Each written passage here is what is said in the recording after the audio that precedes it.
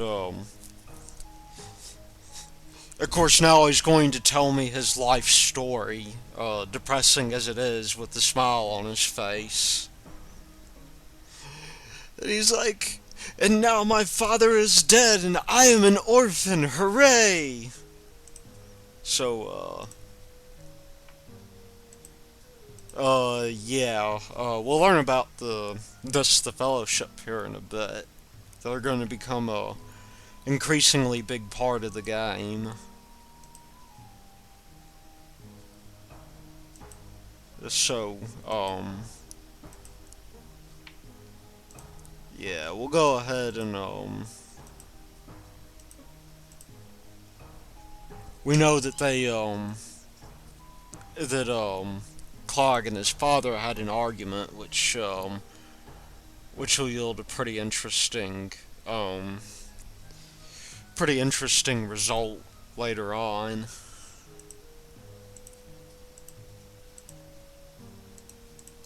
So, anyway, we're gonna go ahead and unlock this chest, see what's inside.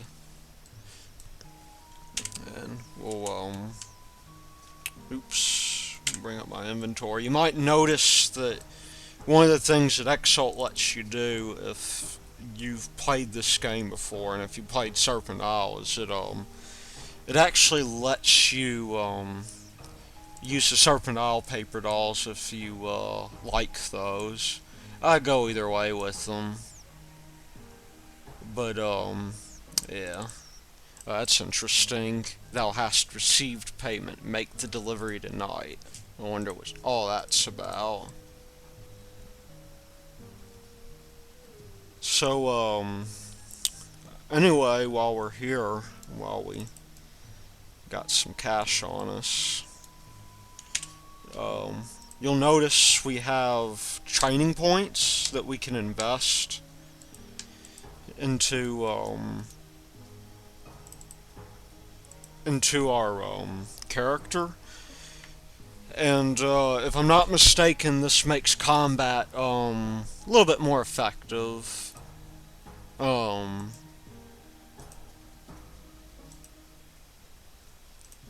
and by the way, the town we're in is called Trensic, in case you were wondering.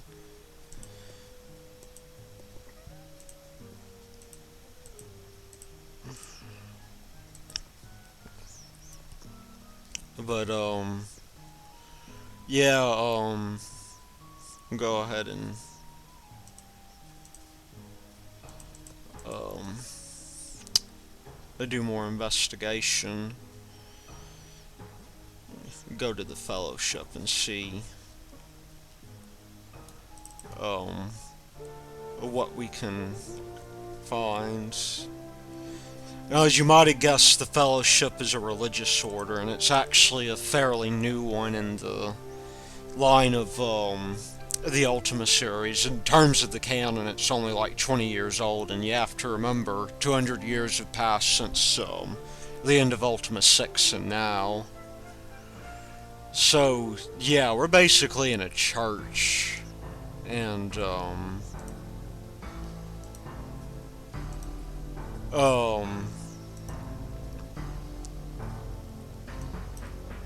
these guys are more or less like the preacher and his wife.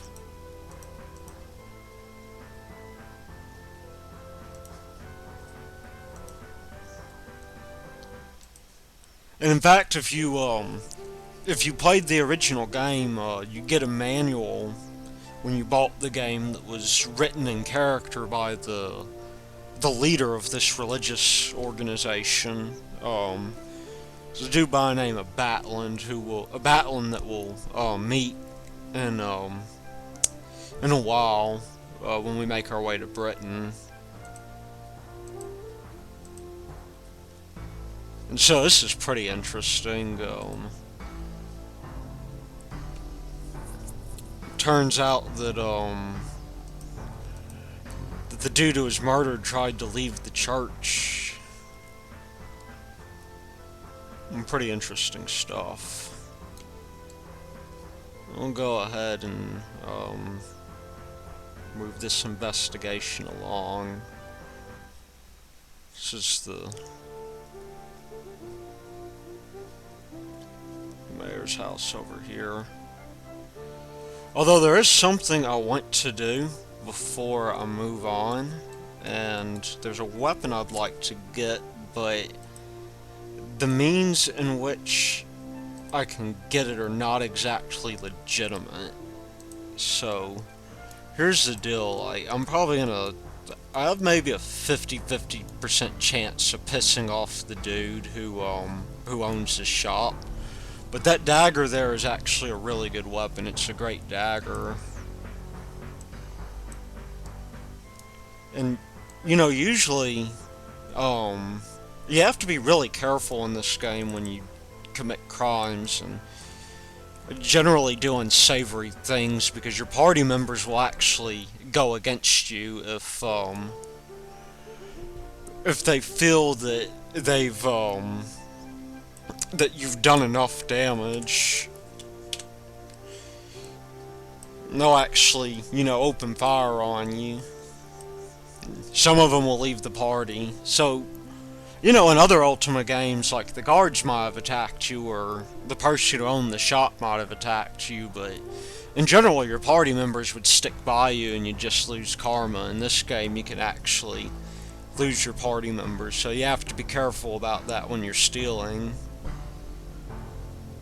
Let's see. Maybe that... I don't think that dude noticed. Yeah, I think he's more or less oblivious to the fact that I just plucked a piece of his equipment from him.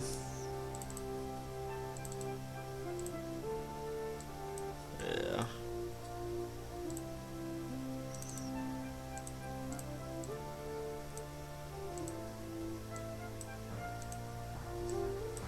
Oh, there we go. Let's see how far I can push him. And in fact, yeah. I'm robbing this dude blind, and he doesn't seem to care. I'll have to remember that. Thanks for the stuff.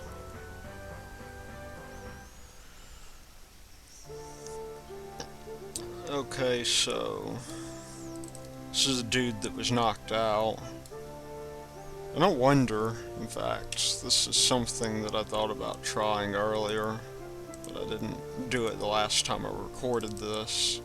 I re-recorded it because the sound didn't quite come out right. I wonder if... You know, another thing you can do in this game is you can force feed potions to people. Avatar. Oh. Yeah, that...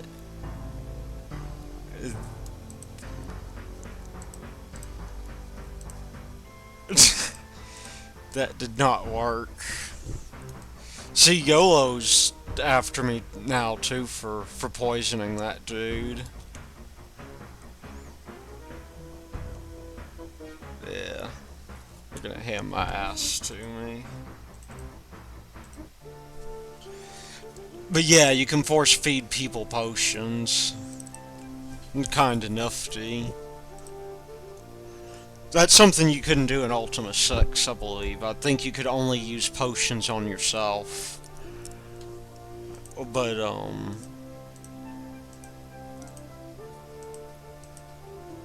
that's, a relatively...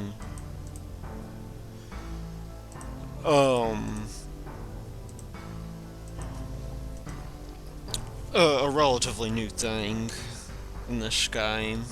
It actually makes poison potions useful for something.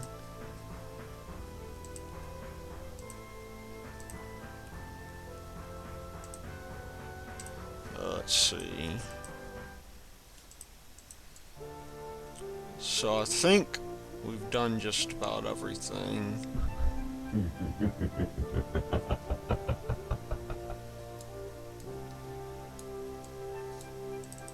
Wow, I actually avoided puking this time.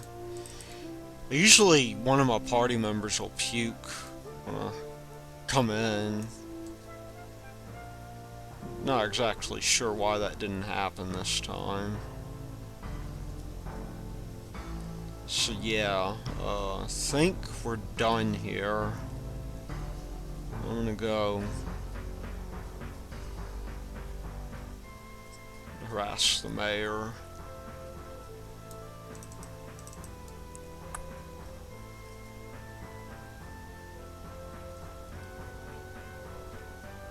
I wonder what he's writing there. The bill of underwater scavenging and cricket playing. Wow, that's awesome.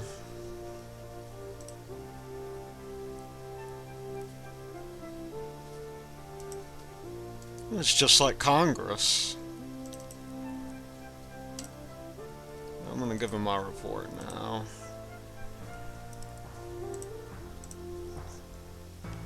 So remember, he gave me the first answer. We found a key that opened a chest. And we found all of these. And the suspect has a hook. He's on the crown jewel. So,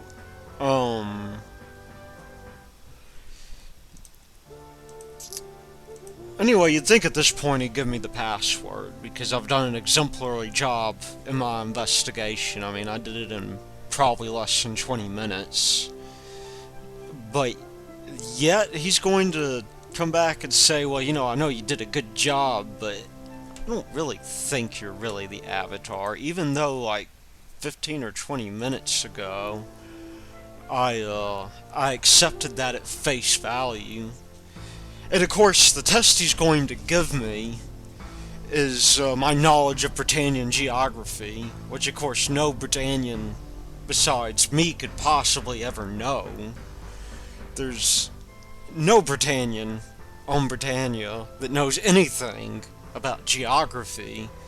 He also apparently thinks I'm a rather stupid Avatar because he thinks I don't know the difference between longitude and latitude. So yeah, this is a copyright protection.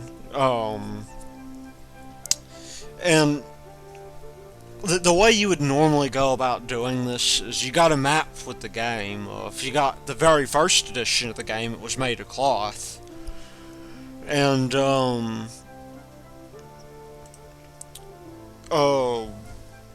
you know, you would consult the map, and you would try and get the correct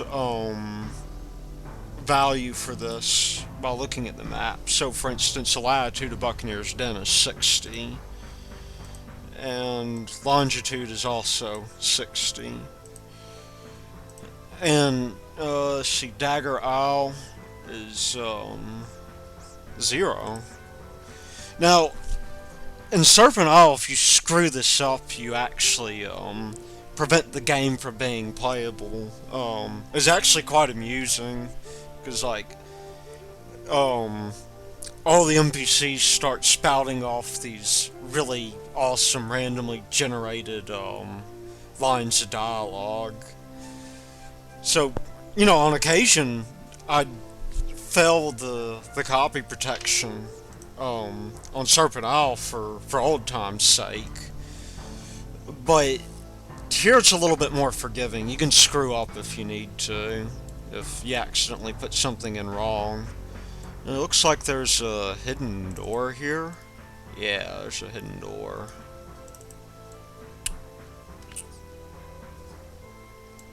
Rob this man blind. That'd be rather nice to have. See, apparently the rest of my party doesn't mind when... Oh wow. The rest of my party doesn't mind whenever